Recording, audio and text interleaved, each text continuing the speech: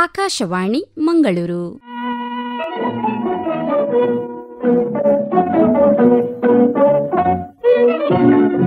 ಯುವವಾಣಿ ಕಲಾ ಸಂಜೆ. ನಮ್ಮೆಲ್ಲ ಕೇಳುಗರಿಗೆ ಇಂದಿನ ಕಲಾ ಸಂಜೆ ಕಾರ್ಯಕ್ರಮಕ್ಕೆ ಆತ್ಮೀಯ ಸ್ವಾಗತ.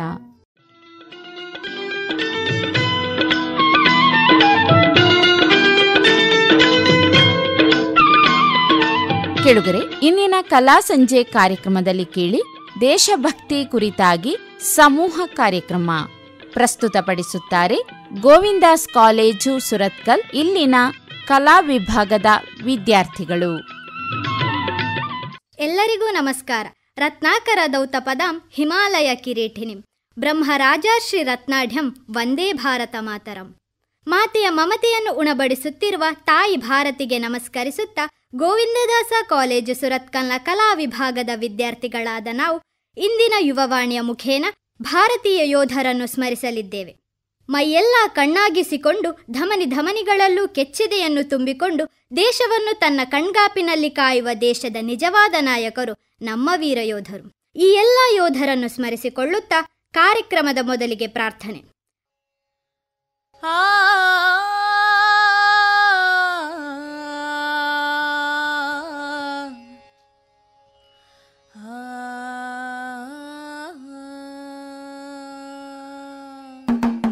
ಶ್ರೀ ಗಣರಾಯ ಪಾರ್ವತಿ ತನಯ ಶರಣು ಶರಣು ನಿನಗ. ಶ್ರೀ ಗಣರಾಯ ಪಾರ್ವತಿ ತನಯ ಶರಣು ಶರಣು ನಿನಗ. ಶ್ರೀ ಗಣರಾಯ ಪಾರ್ವತಿ ತನಯ ಶರಣು ಶರಣು ನಿನಗ. ಶ್ರೀ ಗಣರಾಯ ಪಾರ್ವತಿ ತನಯ ಶರಣು ಶರಣು ನಿನಗ. ಸದಾಶಿವನ ಮಗ ಕಂಟಕ ಹರಣಗೆ ಕೈಯ ಮುಗಿವೆ ನಿನಗ. ಶಿವ ಶಿವ ಕಾಯ ಬೇಕು ನಮಗ. ಸದಾಶಿವನ ಮಗ ಕಂಟಕ ಹರಣಗೆ ಕೈಯ ಮುಗಿವೆ ನಿನಗ. ಶಿವ ಶಿವ ಕೈಯ ಮುಗಿವೆ ನಿನಗ. ಶ್ರೀ ಗಣರಾಯ ಪಾರ್ವತಿ ತನಯ ಶರಣು ಶರಣು ನಿನಗ. ಶ್ರೀ ಗಣರಾಯ ಪಾರ್ವತಿ ತನಯ ಶರಣು ಶರಣು ನಿನಗ.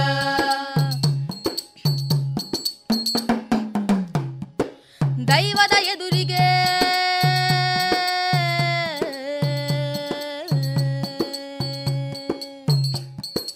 ದೈವದ ಎದುರಿಗೆ ಯಾರಿಗೆ ಯಾರೋ ನೀನೇ ದೈವ ನಮಗ. ದೈವದ ಎದುರಿಗೆ ಯಾರಿಗೆ ಯಾರೋ ನೀನೇ ದೈವ ನಮಗ. ಎದ್ದು ಬಿದ್ದಲ್ಲಿ ತೊಡೆಗಳ ಚಾಚುತ್ತಾ ಕಾಯಬೇಕು ನಮಗ. ಶಿವ ಶಿವ ಕಾಯಬೇಕು ನಮಗ. ಎದ್ದು ಬಿದ್ದಲ್ಲಿ ತೊಡೆಗಳ ಚಾಚುತ ಕಾಯಬೇಕು ನಮಗ. ಶಿವ ಶಿವ ಕಾಯಬೇಕು ನಮಗ. ಎದ್ದು ಬಿದ್ದಲ್ಲಿ ತೊಡೆಗಳ ಚಾಚುತ ಕಾಯಬೇಕು ನಮಗ. ಶಿವ ಶಿವ ಕಾಯಬೇಕು ನಮಗ. ಶ್ರೀ ಗಣರಾಯ ಪಾರ್ವತಿ ತನಯ ಶರಣು ಶರಣು ನಿನಗ. ಶ್ರೀ ಗಣರಾಯ ಪಾರ್ವತಿ ತನಯ ಶರಣು ಶರಣು ನಿನಗ.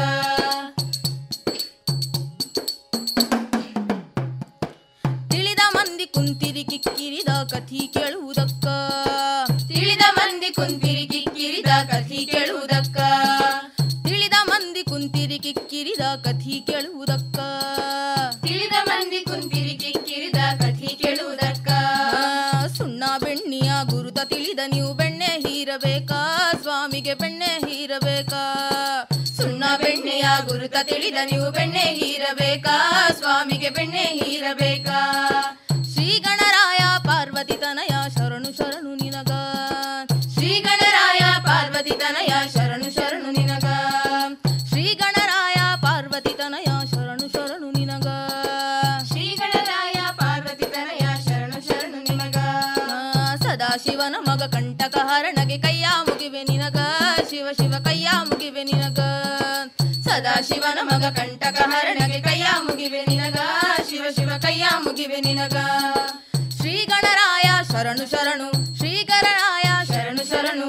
ಶ್ರೀ ಗಣರಾಯ ಶರಣು ಶರಣು. ಶರಣು ಶರಣು ನಿನಗ. ಸ್ವಾಮಿಯ ಶರಣು ಶರಣು ನಿನಗ.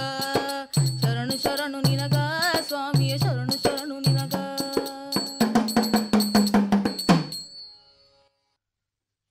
ಯೋಧನಾಗುವುದು ಕೇವಲ ಗುರಿಯಲ್ಲ, ಅದು ಜೀವನದ ಕನಸು. ಇದೀಗ ಸ್ವರಚಿತ ಕಥೆಯೊಂದಿಗೆ ಬರುತ್ತಿದ್ದಾರೆ ದ್ವಿತೀಯ BA ವಿದ್ಯಾರ್ಥಿನಿ ಮೇಘ.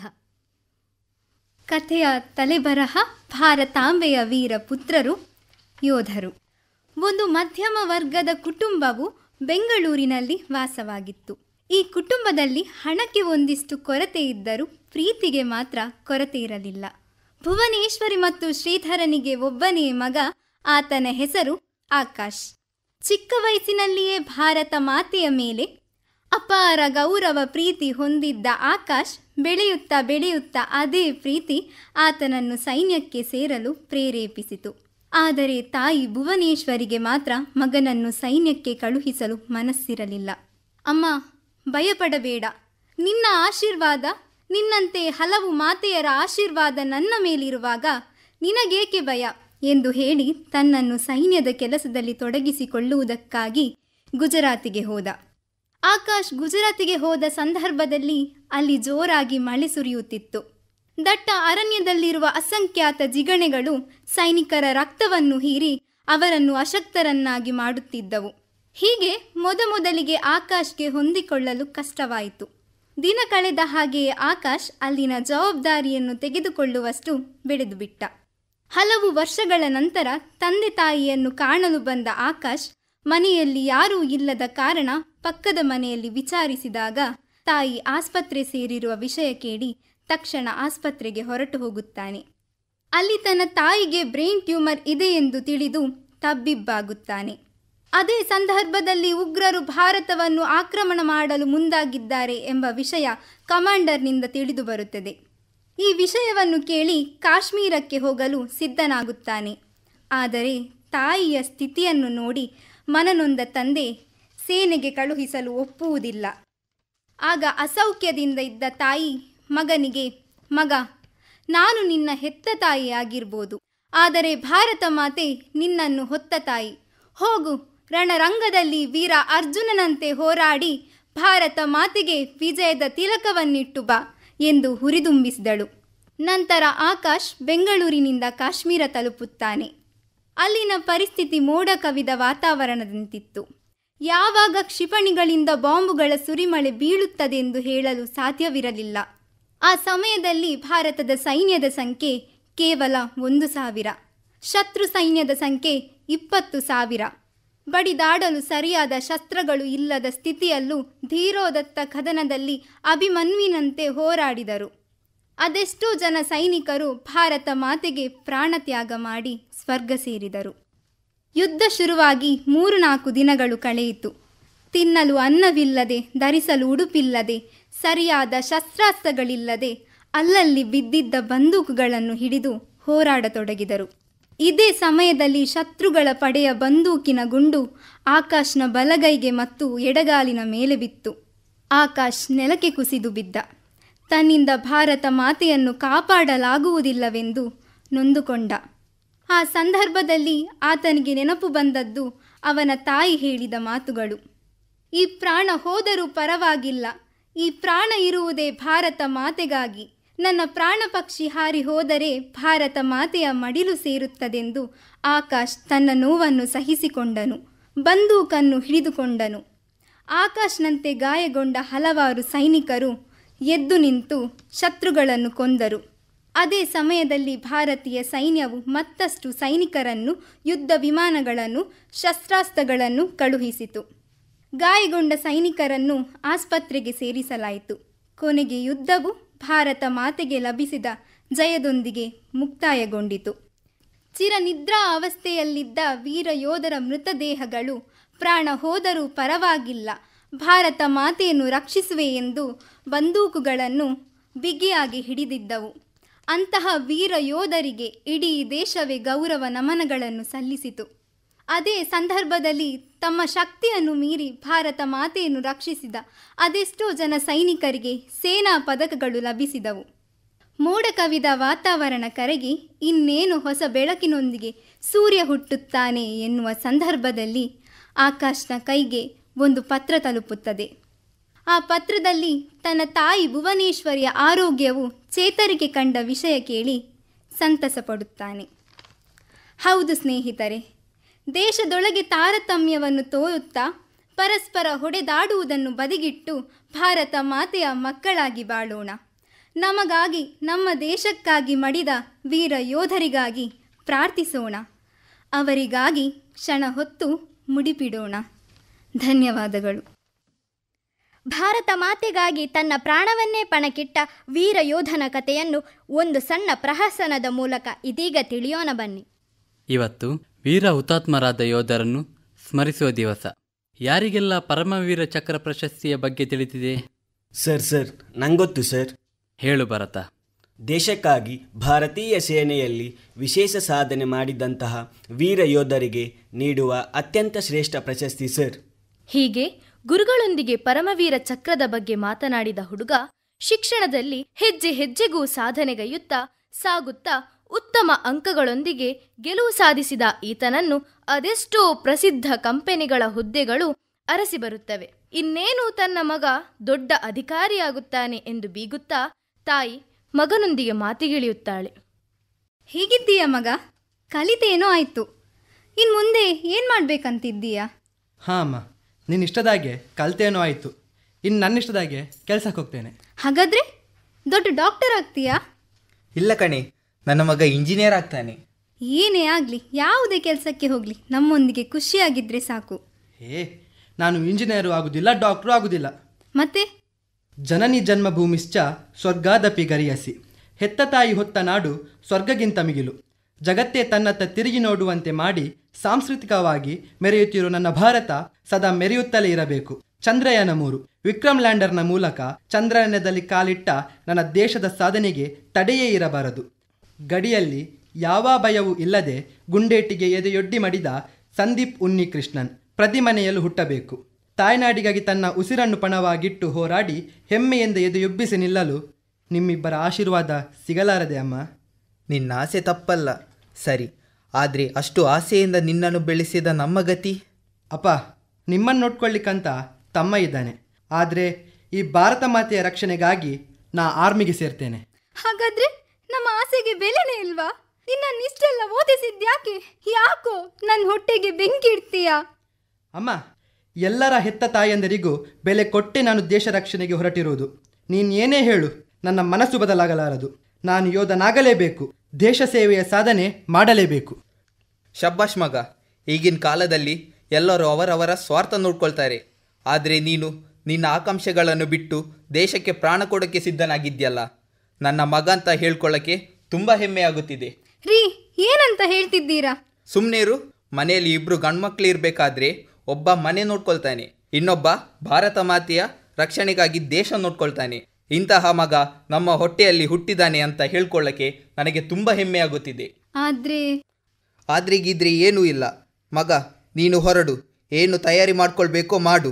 ಆದರೆ ಮಗ, ಒಂದು ವೇಳೆ ವೀರ ಹುತಾತ್ಮನಾದರೆ ಆ ಶತ್ರುವಿನ ಗುಂಡಿಗೆ ನಿನ್ನ ಗುಂಡಿಗೆ ಒಡ್ಡಿ ತಾಯಿ ಭಾರತೀಯ ರಕ್ಷಕನಾಗಬೇಕು. ಆ ಗುಂಡು ಎದೆಯಲ್ಲಿ ಇರಬೇಕೇ ಹೊರತು ಬೆನ್ನಲ್ಲಲ್ಲ. ನಡಿ ಮಗ, ಹೊರಡು. ಜೈ ಹಿಂದ್. ಹೀಗೆ ತಯಾರಿ ಮಾಡಿಕೊಂಡು ಹೊರಟಂತಹ ಮಗ ಮಿಲಿಟರಿ ನೀಡಿದ ಎಲ್ಲ ತರಬೇತಿಯಲ್ಲಿ ಉತ್ತಮ ಶ್ರೇಣಿಯಲ್ಲಿ ತೇರ್ಗಡೆ ಹೊಂದಿ ವೈದ್ಯಕೀಯ ತಪಾಸಣೆಯನ್ನು ಪೂರ್ಣಗೊಳಿಸಿ ಇತರ ಎಲ್ಲಾ ಪರೀಕ್ಷೆಗಳಲ್ಲೂ ಉತ್ತೀರ್ಣನಾದಂತಹ ಭರತನು ತನ್ನ ಮೇಲಾಧಿಕಾರಿಗಳನ್ನು ಭೇಟಿಯಾಗಲು ಹೊರಡುತ್ತಾನೆ. Sir, may I come in? Please come in. Sir ನಮಸ್ತೆ, ಮೈ ಸೆಲ್ಫ್ ಭರತ್. ನನಗೆ ಇಂಡಿಯನ್ ಆರ್ಮಿಗೆ ಸೇರಬೇಕಂತ ತುಂಬ ಆಕಾಂಕ್ಷೆಯಲ್ಲಿದ್ದೇನೆ. ಟ್ರೈನಿಂಗ್ ಟೆಸ್ಟ್ನಲ್ಲಿ ಪಾಸ್ ಆಗಿದ್ದೇನೆ. ತಗೊಳ್ಳಿ ಸರ್ ನನ್ನ ಡಾಕ್ಯುಮೆಂಟ್ಸ್. ಭರತ್, ದೊಡ್ಡ ದೊಡ್ಡ ಕಂಪನಿ ವೇಕೆನ್ಸಿ ಇದ್ರೂ ಕೂಡ ಆರ್ಮಿಗೆ ಸೇರಬೇಕೆ?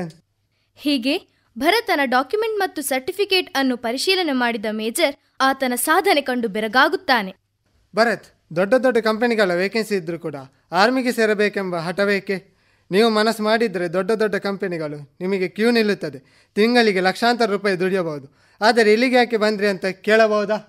ಸರ್, ಲಕ್ಷ ಏನೋ ದುಡಿಬಹುದು, ಆದರೆ ಪರಮವೀರ ಚಕ್ರ ಪ್ರಶಸ್ತಿ ಪಡ್ಕೊಳ್ಳಿಕ್ಕೆ ಸಾಧ್ಯವೇ? ಪರಮವೀರ ಚಕ್ರನ? ಹೌದು ಸರ್.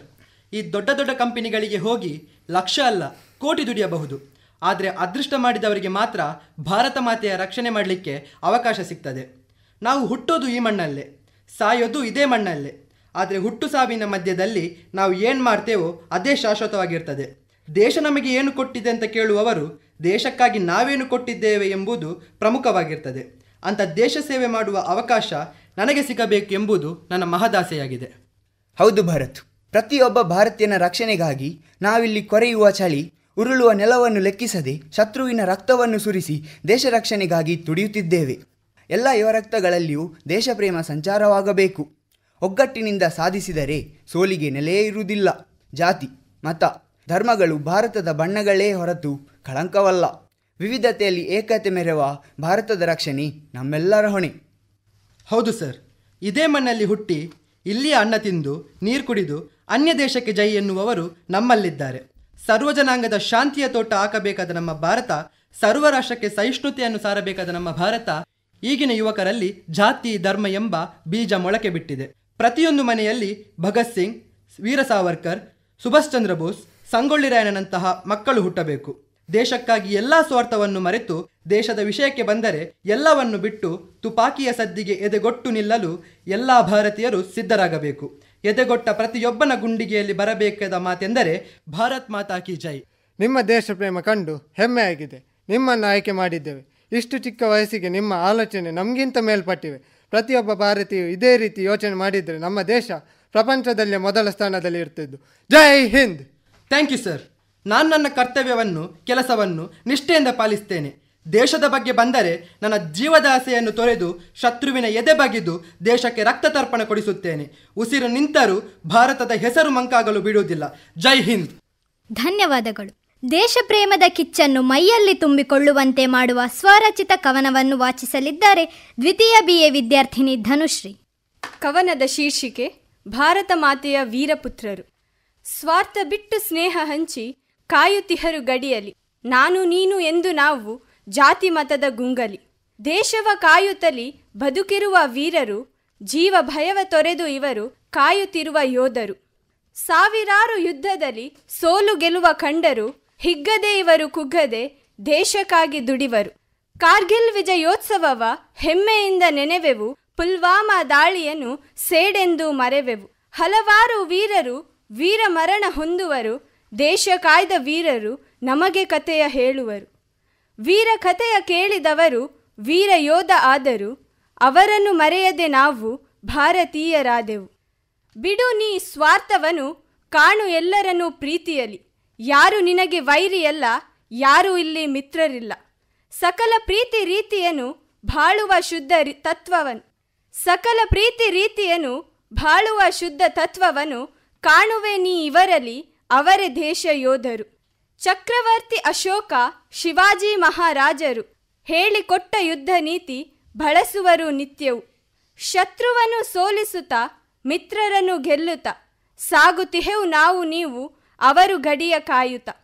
ವೀರ ಮರಣ ಹೊಂದಿದವರು ಕೆಲವರೇನು ಹೇಳಿರಿ, ಸಾವಿರಾರು ತರುಣರು ಜೀವ ತೆತ್ತು ಹೋದರು. ನಾವು ಅವರ ಮರೆತರೆ ಮನುಷ್ಯತ್ವ ಉಳಿಯುವುದೇ, ಮರೆಯದಿರಿ ಅವರನ್ನು ಅವರ ವೀರ ಕಥೆಯನ್ನು. ಕಥೆಯದೆಂದು ಕೇಳಿದವರೇ ಇಲ್ಲಿ ಸ್ವಲ್ಪ ಕೇಳಿರಿ, ನೀವು ಭಾರತೀಯರು ಕೆಡುಕನೆಂದು ಕೊಡದಿರಿ. ಕೇಳಿ ನೀವು ಇವರ ಕಥೆಯ, ತರುವುದಿದು ನಿಮಗೆ ವ್ಯತೆ. ನೀಡುವ ಇವರಿಗೆ ಗೌರವ, ಭಾರತೀಯರೆಂಬ ಹೆಮ್ಮೆಯಿಂದ ಬಾಳುವ, ನಾವು ಭಾರತೀಯರೆಂಬ ಹೆಮ್ಮೆಯಿಂದ ಬಾಳುವ. ಭಾರತೀಯರ ಪ್ರತಿಕ್ಷಣದ ಉಸಿರು ನಮ್ಮ ದೇಶದ ವೀರ ಯೋಧರು ನೀಡಿದ ಉಡುಗೊರೆ. ಇದೀಗ ಯೋಧನಮನ ಎಂಬ ಪುಸ್ತಕವನ್ನು ಪರಿಚಯಿಸಲಿದ್ದಾರೆ ದ್ವಿತೀಯ BA ವಿದ್ಯಾರ್ಥಿನಿ ಸ್ಮಿತಾ ಸಿ. ಓದೋ ಸಮಯದಲ್ಲಿ ನಾವು ನಿಯತ್ತಿನಿಂದ ಪುಸ್ತಕದ ಜೊತೆ ಗೆಳೆತನ ಮಾಡಿದರೆ ಮುಂದೊಂದು ದಿನ ಇಡೀ ಜಗತ್ತೇ ನಮ್ಮ ಸ್ನೇಹಕ್ಕಾಗಿ ಕಾಯುವ ಹಾಗೆ ಪುಸ್ತಕ ಮಾಡುತ್ತದೆ ಎಂಬುದು ಪುಸ್ತಕದ ಕುರಿತಾದ ಮಾತು. ನೀವೆಲ್ಲರೂ ಅದೆಷ್ಟೋ ಸಾಮಾಜಿಕ, ಪೌರಾಣಿಕ, ಕತೆ, ಕಾದಂಬರಿಗಳನ್ನು ಓದಿರಬಹುದು. ಆದರೆ ಇಂದು ನಾನು ನಿಮಗೆ ಪರಿಚಯಿಸುತ್ತಿರುವ ಪುಸ್ತಕ ವಿಂಗ್ ಕಮಾಂಡರ್ BS ಸುದರ್ಶನ್ ಅವರು ಬರೆದಿರುವ, ಬೆಂಗಳೂರಿನ ಬದನಗೋಡು ಪ್ರಕಾಶನ ಪ್ರಕಟಿಸಿರುವ ಯೋಧನಮನ, ಯೋಧರ ವೀರಗಾಥೆಗಳ ಸಂಕಲನ ಎಂಬ ವೀರಕಲಿಗಳ ಅದ್ಭುತ ಪುಸ್ತಕ. ಈ ಪುಸ್ತಕಕ್ಕೆ ಕನ್ನಡದ ಹೆಸರಾಂತ ಲೇಖಕರಾದ ಡಾಕ್ಟರ್ SC ಭೈರಪ್ಪನವರು ಮುನ್ನುಡಿಯನ್ನು ಹಾಗೂ air vice marshal Vikas Krishnarao ಯಜುರ್ವೇದಿಯವರು ಯೋಧ ನುಡಿಯನ್ನು ಬರೆದಿದ್ದಾರೆ. ಪುಸ್ತಕದ ಪುಟ ತಿರುವಿದಾಗ ಮೊದಲಿಗೆ ಲಲಿತಾ ಕಲ್ಯಾಣಪುರ ಅವರು ಬರೆದಿರುವ ಯೋಧರ ಸಾಹಸ ಗಾಥೆಯನ್ನು ವರ್ಣಿಸುವ ಒಂದು ಹಾಡಿದೆ. ಹೆಪ್ಪುಗಟ್ಟಿದ ಹಿಮವು ಸುತ್ತಲೂ, ಕಪ್ಪುಗಟ್ಟಿದ ಕಾರ್ಗತ್ತಲು, ಒಪ್ಪಿ ನಡೆದರು ವೀರ ಯುವಕರು ನಮ್ಮ ಸೈನಿಕರು. ಹೀಗೆ ಪದ್ಯದ ಸಾಲುಗಳು ಮುಂದುವರಿಯುತ್ತದೆ. ಇನ್ನು ಈ ಪುಸ್ತಕದೊಳಗೆ ಯಾವೆಲ್ಲ ಅಧ್ಯಾಯಗಳಿವೆ ಎಂದು ನೋಡೋದಾದರೆ, ಇದರ ಮೊದಲ ಅಧ್ಯಾಯದ ಶೀರ್ಷಿಕೆ ಇದು ಯಾರ ಕಾಶ್ಮೀರ?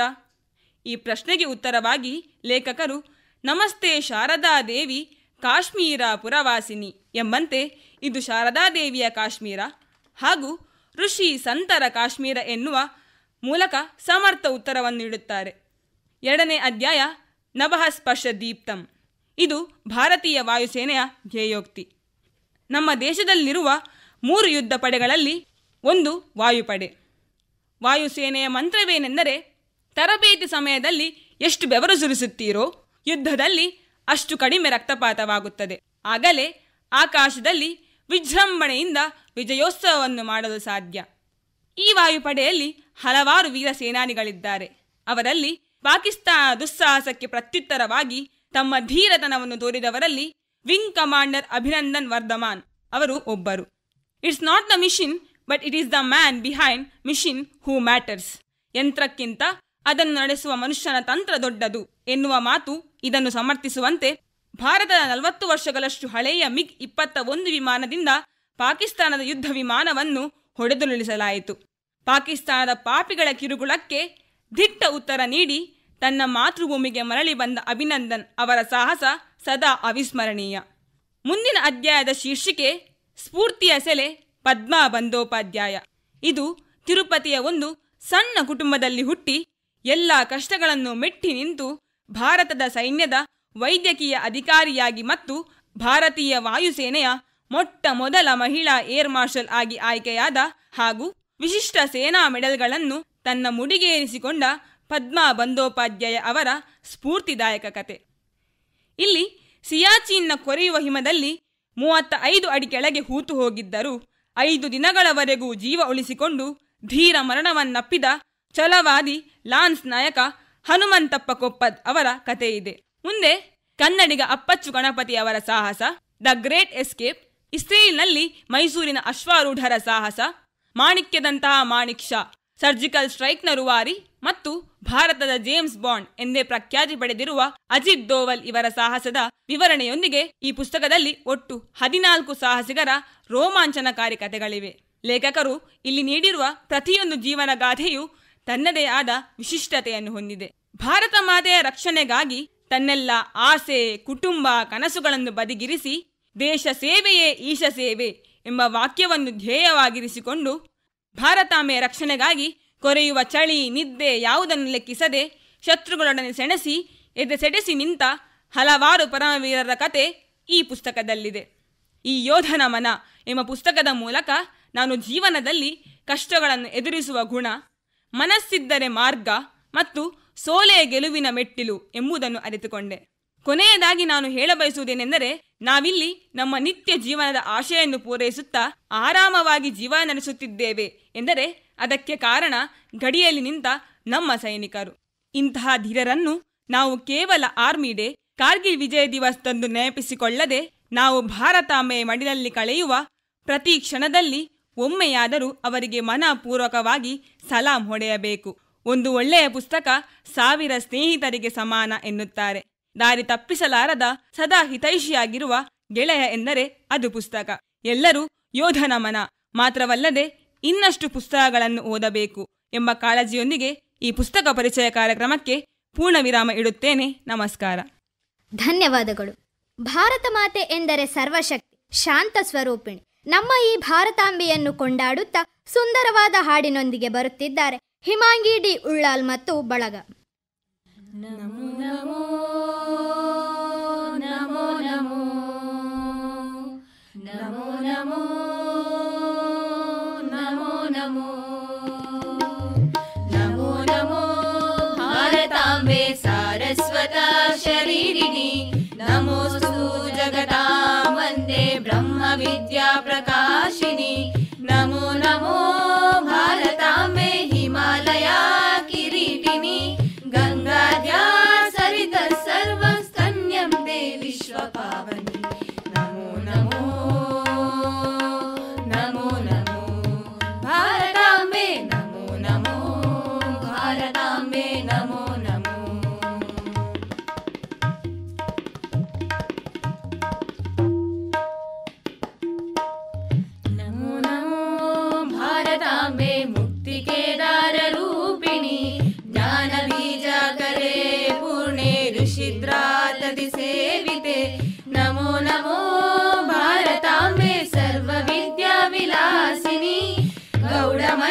ಕಾಂಬಿಲ್ಯ ದ್ರವಿಡಾದಿ ಶರೀರಿಣಿ ನಮೋ ನಮೋ ನಮೋ ನಮೋ ಭಾರತಾಂಬೆ ನಮೋ ನಮೋ ಭಾರತಾಂಬೆ ನಮೋ ನಮೋ ನಮೋ ನಮೋ ಭಾರತಾಂಬೆ ಸಾರಸ್ವತ ಶರೀರಿಣಿ ನಮೋऽस्तु ಜಗತಾಂ ವಂದೇ ಬ್ರಹ್ಮ ವಿದ್ಯಾ ಪ್ರಕಾಶಿನಿ ನಮೋ ನಮೋ ಭಾರತಾಂಬೆ ಹಿಮಾಲಯ ಕಿರೀಟಿನಿ ಗಂಗಾದ್ಯಾ ಸರಿತ ಸರ್ವಸ್ತನ್ಯಂ ತೇ ವಿಶ್ವ ಪಾವನಿ ನಮೋ ನಮೋ ನಮೋ ನಮೋ ನಮೋ ನಮೋ ನಮೋ ನಮೋ. ಇಷ್ಟು ಹೊತ್ತು ಗೋವಿಂದದಾಸ ಕಾಲೇಜು ಸುರತ್ಕಲ್ನ ಕಲಾ ವಿಭಾಗದ ವಿದ್ಯಾರ್ಥಿಗಳಾದ ನಾವು ಕಾರ್ಯಕ್ರಮ ನಡೆಸಿಕೊಟ್ಟೆವು. ಇದರಲ್ಲಿ ಭಾಗವಹಿಸಿದವರು ಸೌಪರ್ಣಿಕಾ, ಹಿಮಾಂಗಿ, ಸ್ಮಿತಾ ಸಿ, ಜುವೇರಿಯಾ ನಾಸಿರ, ಧನುಶ್ರೀ, ಮೇಘ, ಮನೀಶ್ ಡಿ ಶೆಟ್ಟಿ, ಶರಣ್, ರಾಜು, ಬಸವರಾಜ್, ಧನ್ವಿನ್, ನೀಲಮ್ಮ, ಶಾಹಿದ್ ದತ್, ಸುಷ್ಮಾ, ಬನವಸ್ ಹಾಗೂ ನಾನು ಸ್ವಾತಿ.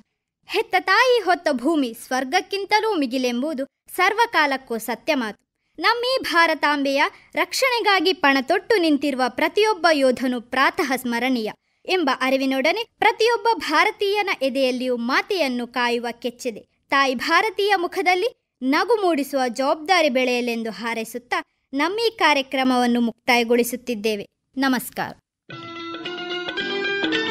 ಇದುವರೆಗೆ ದೇಶಭಕ್ತಿ ಕುರಿತಾಗಿ ಸಮೂಹ ಕಾರ್ಯಕ್ರಮ ಕೇಳಿದಿರಿ. ಪ್ರಸ್ತುತಪಡಿಸಿದವರು ಗೋವಿಂದಾಸ್ ಕಾಲೇಜು ಸುರತ್ಕಲ್, ಇಲ್ಲಿನ ಕಲಾ ವಿಭಾಗದ ವಿದ್ಯಾರ್ಥಿಗಳು. ಕೆಳಗರೆ ಇದು ಇಂದಿನ ಯುವವಾಣಿ ಕಲಾ ಸಂಜೆ ಕಾರ್ಯಕ್ರಮ. ಮುಂದಿನ ಕಾರ್ಯಕ್ರಮದಲ್ಲಿ ಭೇಟಿಯಾಗೋಣ. ನಮಸ್ಕಾರ.